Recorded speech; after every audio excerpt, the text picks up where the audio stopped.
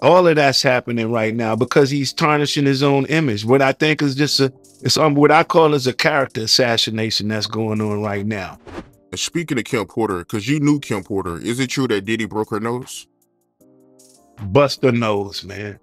Amidst the recent blown lawsuits against Sean Diddy Combs, it's crucial not to overlook other victims like Kim Porter, who reportedly suffered under the mogul's intimidating demeanor. Former bad boy artist Mark Curry has stepped into the limelight, shedding light on Diddy's alleged bullying and abusive behavior.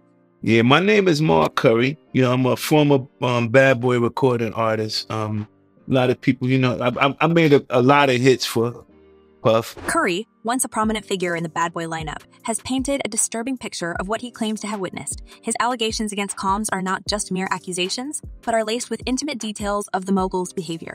Busted her nose, man, Curry revealed about Diddy's treatment of Porter. This statement not only shocks, but also echoes a troubling pattern of behavior.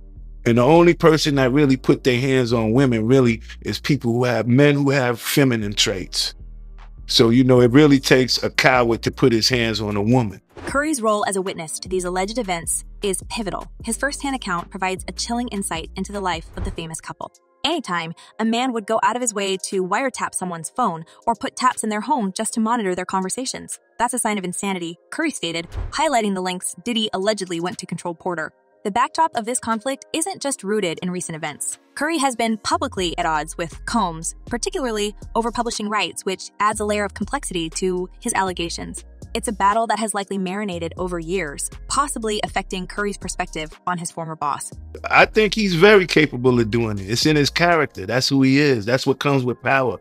That's what comes with arrogance. That's what comes with, what makes him. Curry doesn't stop at individual incidents. He broadens his accusations, framing them as part of a larger critique of Diddy's character. It's in his character. That's who he is. That's what comes with power. That's what comes with arrogance. Curry charged, suggesting that these alleged acts were not anomalies, but rather part of a consistent pattern of behavior. Curry's claims extend beyond his personal grievances. He draws a disturbing picture of a powerful figure in the music industry, whose alleged actions, if true, reveal a deeply troubling side to his character. This narrative isn't just about a feud between two individuals, it's a glimpse into a world where power and fame can allegedly mask a far darker reality. Yeah, I think he's being humbled right now, which it took a long time. It takes a long time to humble an arrogant person. Curry's allegations form an essential piece of a jigsaw puzzle, hinting at a pattern of behavior that might have been overlooked or ignored due to Diddy's powerful status in the entertainment world. The implications of these claims are significant, casting a long shadow over Diddy's legacy and raising serious questions about the dynamics of power and control in the music industry. As the narrative surrounding Sean Diddy Combs intensifies, the music mogul finds himself at a crucial juncture, attempting to salvage a reputation tarnished by Mark Curry's damning allegations. Amidst this storm, Diddy's actions speak volumes, particularly his recent decision to return publishing rights to artists formerly under his Bad Boy Records label. This move, initially seen as a philanthropic gesture, is now scrutinized in the light of Curry's accusations. Sources close to the deal told TMZ that Diddy had been offered a staggering 9 figures for the catalogs but chose to revert the publishing rights back to the artists. This decision, aimed at empowering artists and revolutionizing industry dynamics, aligns with Diddy's aspiration to enrich his community as part of his legacy. However, this act of apparent generosity has not gone unquestioned. Mark Curry himself has offered a critical perspective, suggesting in an Instagram video that Diddy's decision is not as noble as it appears. "What's it worth now?" Curry queried, highlighting the diminished value of these rights. "He gave me mine back a long time ago. That's disrespectful. I said, why don't you just keep it and pay me? I don't want the publishing. I want the money," he added, further fueling the debate over Diddy's true intentions. This sentiment echoes the feelings of other artists like Mace, who, despite regaining his publishing rights along with the Locks and the Notorious B.I.G.'s estate, had previously expressed grievances. Mace's outburst in January 2020 following Diddy's speech at Clive Davis pre-Grammys Gala accused the mogul of unfair practices, claiming Diddy offered him only $20,000 for his publishing rights when he joined Bad Boy.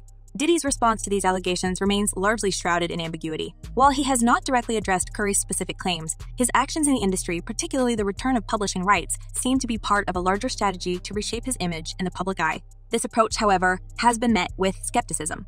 As Curry's Instagram post provocatively questions, "Ever had somebody owe you $50? When you needed it back, they didn't pay you. Then by the time they do pay you, the $50 doesn't mean the same as it did when you needed it." The public perception of Diddy, once a revered figure in the music industry, now balances precariously. Fans, artists, and industry commentators are left to ponder the dichotomy of his actions, the return of publishing rights as a generous act of empowerment versus the allegations of exploitation and unfair treatment.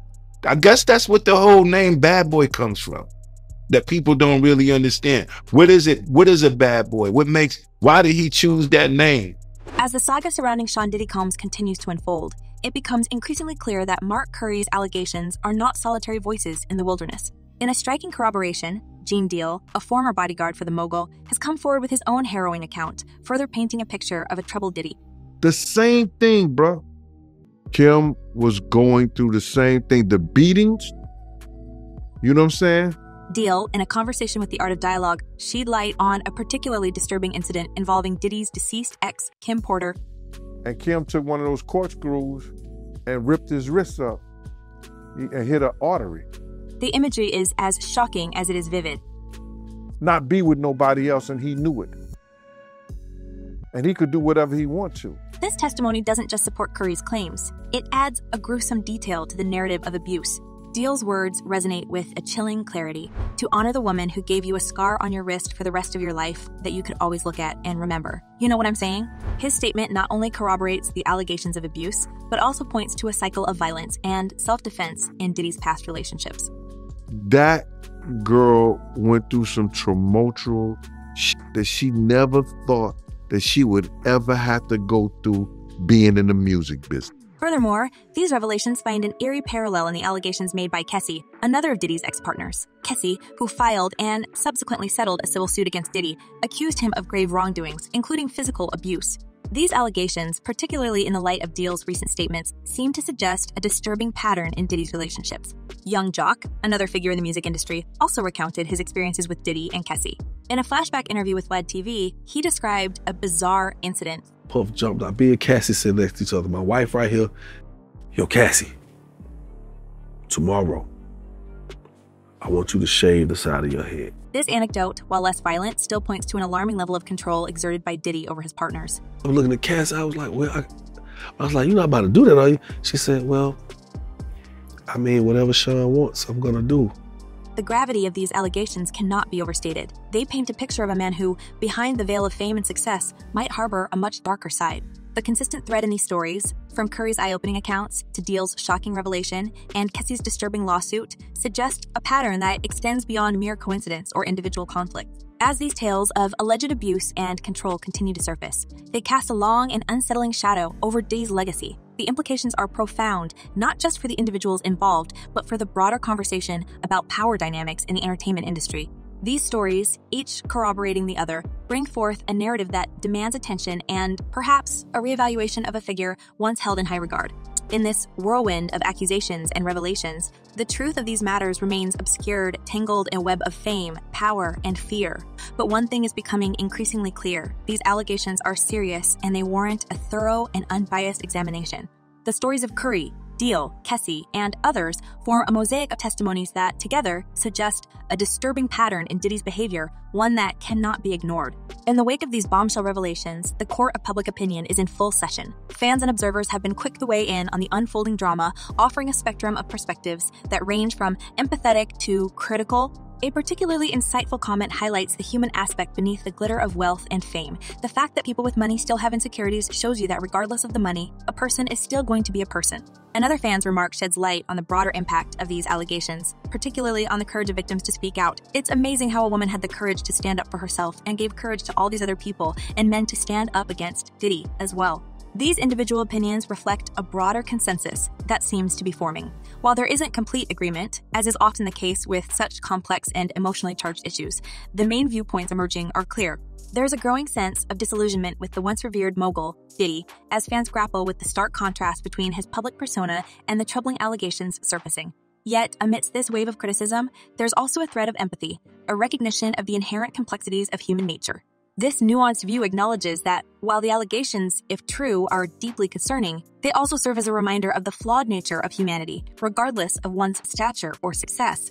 As we close the chapter on this tumultuous saga, we can't help but turn to you, our astute audience, for your invaluable insights. What do you make of these allegations against Diddy? Do they paint an irrevocable stain on his legacy, or is there room for a different interpretation? And in the grand tapestry of power dynamics within the entertainment industry, where do we draw the line between influence and control? Your thoughts and opinions are crucial in navigating these complex narratives. So we urge you to dive into the comment section. Farewell, and let the conversation continue.